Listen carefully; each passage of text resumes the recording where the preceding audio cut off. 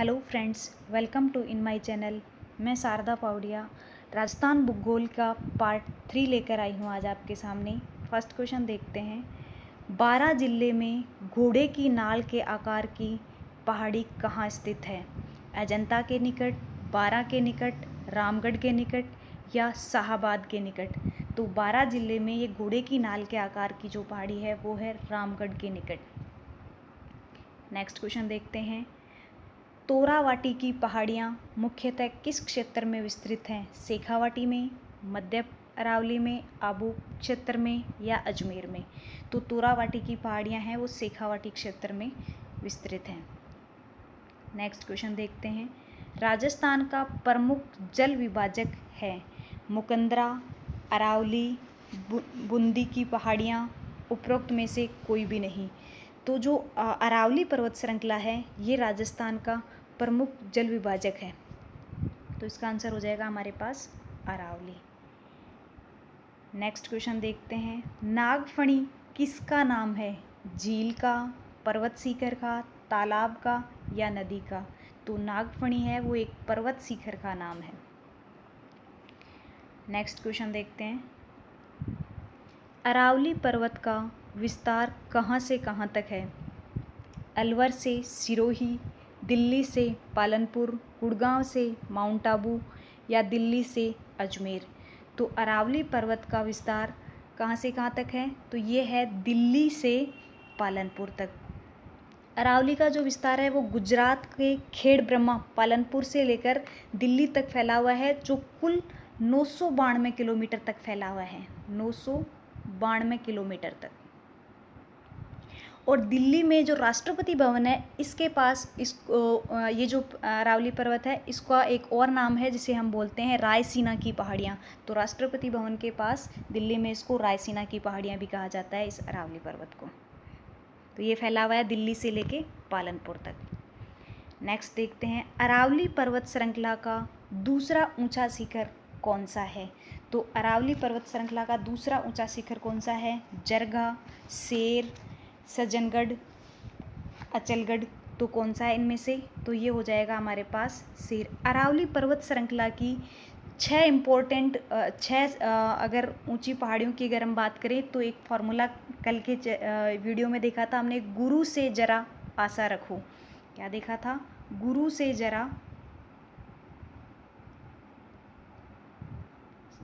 जरा आशा रखो।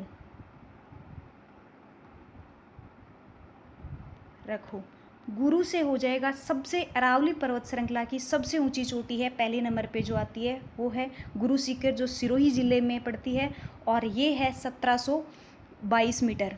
दूसरे नंबर पे आ जाता है फिर से हो जाती है शेर। दूसरे नंबर की ऊंची चोटी अरावली पर्वत श्रृंखला की है वो है शेर, जो भी सिरोही जिले में पड़ती है और इसकी ऊंचाई है 1597 मीटर। तीसरे नंबर पे जो आता है वो है जरगा, जो उदयपुर में पड़ता है, जरा से हो जाएगा जरगा। चौथे नंबर पे आती है अचलगढ़, जो भी सिरोही में है, आसा से हो जाएगा अचलगढ़ और इसकी ऊंचाई है 1380 मीटर। पाँचवें नंबर पे रै से हो जाएगा रुगनाथगढ़, जो सीकर जिले में पड़ती है और 1055 मीटर इसकी ऊंचाई है, जो पाँचवें नंबर पे आती है। छठवें नंबर पे आती है खो से हो जाएगा, खो है जो जयपुर जिले में आता है और 920 मीटर की ऊंचाई है।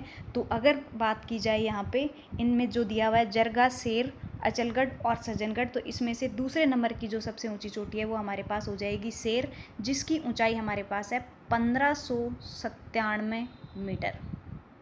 पहले नंबर पे आती है गुरु शिखर सिरोही जिले में जो 1722 मीटर है, और शेर दूसरे नंबर पे है, ये भी सिरोही जिले में है लेकिन इसकी ऊंचाई है 1797 मीटर, जो दूसरे नंबर की ऊंची चोटी है। नेक्स्ट क्वेश्चन देखते हैं। कर्क रेखा राजस्थान के किन जिलों से होकर गुजरती है? बांसवाड़ा एवं उदयपुर जिले से, बांसवाड़ा एवं डूंगरपुर जिले से, बांसवाड़ा एवं चित्तौड़गढ़ जिले से, उदयपुर एवं चित्तौड़गढ़ जिले से? तो जो कर्क रेखा है वो राजस्थान में बांसवाड़ा एवं डूंगरपुर जिले से होकर गुजरती है। तो बांसवाड़ा एवं डूंगरपुर, ऑप्शन नंबर 2 हो जाएगा। नेक्स्ट क्वेश्चन देखते हैं। राजस्थान की स्थलीय सीमा की लंबाई कितनी है? अगर राजस्थान की स्थलीय सीमा की बात की जाए तो स्थलीय सीमा की लंबाई कितनी है? 5920 किलोमीटर, 5,940 किलोमीटर, 6,920 किलोमीटर या 5,990 किलोमीटर। तो राजस्थान की अगर स्थलीय सीमा, या कई बार ऐसा भी लिखा हुआ आ सकता है कि कुल परिमाप कितना है, तो वो हो जाएगा 5,920 किलोमीटर।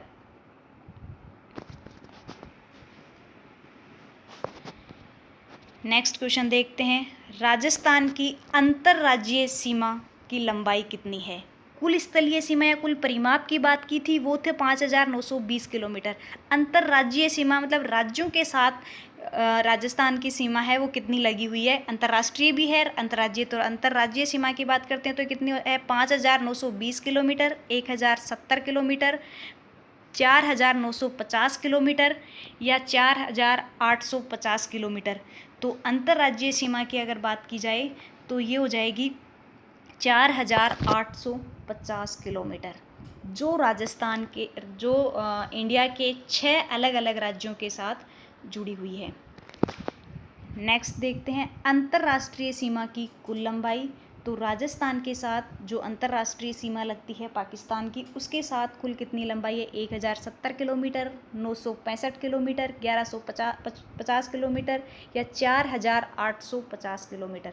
तो ये है 1,070 किलोमीटर, जो पाकिस्तान के 3 जिलों के साथ राजस्थान के 4 जिले लगते हैं, और इस रेखा को रेड क्लिफ रेखा भी कहते हैं।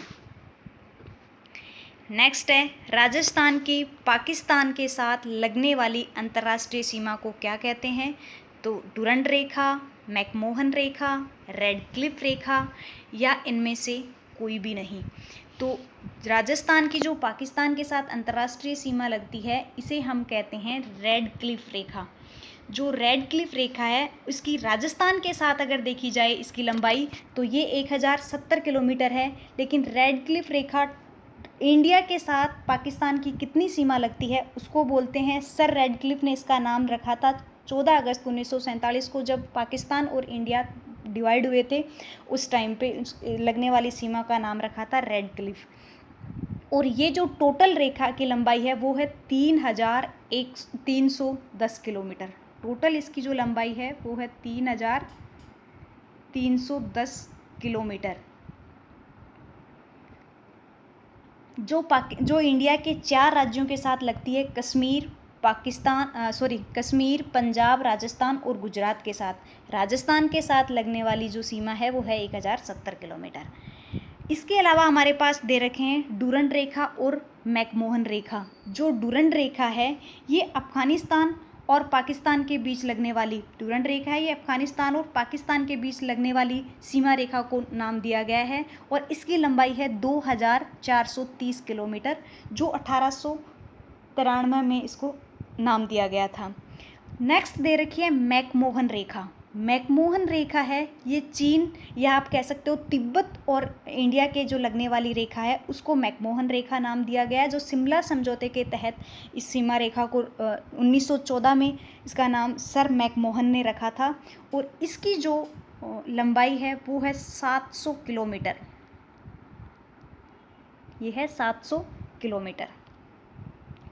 नेक्स्ट देखते हैं, राजस्थान के कितने जिले अंतर्राष्ट्रीय सीमा रेखा से जुड़ते हैं? तो राजस्थान के जो कितने ऐसे जिले हैं, 4, 8, 3 या 5?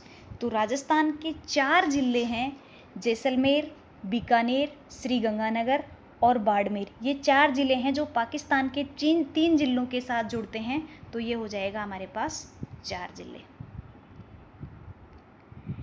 नेक्स्ट दिया हुआ है, राजस्थान की पाकिस्तान से लगने वाली सीमा की लंबाई के अनुसार जिलों का आरोही क्रम क्या हो जाएगा?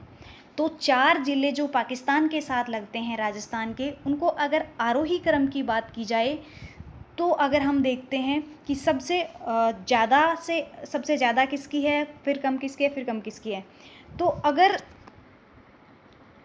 बीकानेर, श्रीगंगानगर, बाड़मेर, जैसलमेर हैं, श्रीगंगानगर, जैसलमेर, बाड़मेर, बीकानेर हैं, बाड़मेर, जैसलमेर, बीकानेर और श्रीगंगानगर है, जैसलमेर, श्रीगंगानगर, बाड़मेर और बीकानेर। तो इनमें से कौन से हैं जो आरोही क्रम में सेट किए हुए हैं? तो इनमें से हम देखते हैं कि आरोही क्रम में हमारे पास हो जाएगा ऑप्शन नंबर 1। सबसे छोटी जो सीमा लगती है वो लगती है बीकानेर के पास, जो है 168 किलोमीटर, 168 किलोमीटर। दूसरे नंबर पे आता है गंगानगर, जिसके साथ सीमा लगती है 210 किलोमीटर तक। उसके बाद आता है बाड़मेर के साथ लगती है 228 किलोमीटर।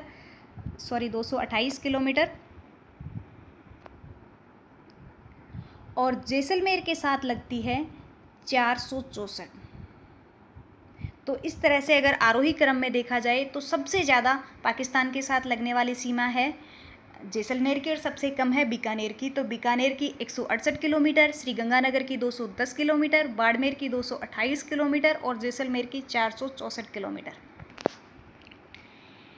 नेक्स्ट देखते हैं, राजस्थान की कुब्बड़ पट्टी कहा जाता है? भरतपुर अलवर, कोटा बूंदी, बांसवाड़ा डूंगरपुर, नागौर अजमेर। राजस्थान की कुब्बड़ पट्टी किसे कहा जाता है? नागौर और अजमेर के बीच का जो एरिया है उसको राजस्थान की कुब्बड़ पट्टी कहा जाता है। राजस्थान की कुब्बड़ पट्टी इसलिए कहा जाता है क्योंकि नागौर और अजमेर के बीच का जो एरिया है वहाँ के पानी में फ्लोराइड की मात्रा बहुत ज़्यादा है। तो फ्लोराइड की मात्रा ज़्यादा होने से वहाँ के लोगों के बीच में कुबड़ापन देखा जाता है, इसलिए इस एरिया को कुब्बड़ पट्टी कहा जाता है। नेक्स्ट देखते हैं, चंबल नदी का उद्गम है। चंबल नदी का उद्गम कौन सा है? नाग पहाड़, कुंभलगढ़, जानापाव पहाड़ियाँ या अलवर की पहाड़ियाँ। तो चंबल नदी के उद्गम स्थान की बात की जाए तो ये है जानापाव की पहाड़ियाँ। मध्य प्रदेश से निकलने वाली चंबल नदी यमुना की सहायक नदी है एक, जो जानापाव की पहाड़ियों से निकलती है। नेक्स्ट देखते हैं, राजस्थान की स्थलीय सीमा कितने राज्यों से लगती है? अगर राजस्थान की स्थलीय सीमा की बात की जाए, टोटल राजस्थान की स्थलीय सीमा जो थी वो 5,920 किलोमीटर थी और राज्यों के साथ अंतर्राज्यीय जो सीमा थी वो 4,850 किलोमीटर थी। जो 4,850 किलोमीटर थी वो कौन कौन से कितने राज्यों के साथ जुड़ती है? 5, 6, 7 या 4? तो ये जुड़ती है राजस्थान के 5 राज्यों के साथ जुड़ती है। कौन कौन से 5 राज्य हैं? गुजरात, मध्य प्रदेश, उत्तर प्रदेश, हरियाणा, पंजाब। ये 5 राज्य हैं, गुजरात, मध्य प्रदेश, उत्तर प्रदेश, हरियाणा और पंजाब। गुजरात के 5 जिले राजस्थान के 6 जिलों के साथ जुड़ते हैं। गुजरात के 5 जिले हैं कच्छ, बनासकांठा, सांबरकांठा, पंचमहल। ये इसके बाद मध्य प्रदेश के 10 जिले राजस्थान के 10 जिलों के साथ जुड़ते हैं। उत्तर प्रदेश के 2 जिले राजस्थान के 2 जिलों के साथ जुड़ते हैं। हरियाणा के 7 जिले राजस्थान के 7 जिलों के साथ लगते हैं और पंजाब के 2 जिले राजस्थान के 2 जिलों के साथ लगते हैं। इस प्रकार राजस्थान के साथ लगने वाले कुल 5 राज्य हैं। नेक्स्ट देखते हैं, राजस्थान की वर्ष पर्यंत प्रवाहित नदी कौन सी नदी है जो पूरे साल तक बहती रहती है? बनारस है, चंबल, लूनी या साबरमती? तो चंबल नदी है, ये हमारी वर्ष पर्यंत नदी है।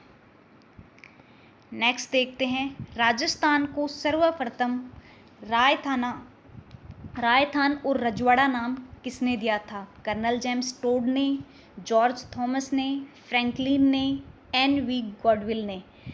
किसने इनमें से रायथान और रजवाड़ा नाम दिया था? तो कर्नल जेम्स टोड ने सबसे पहले राजस्थान को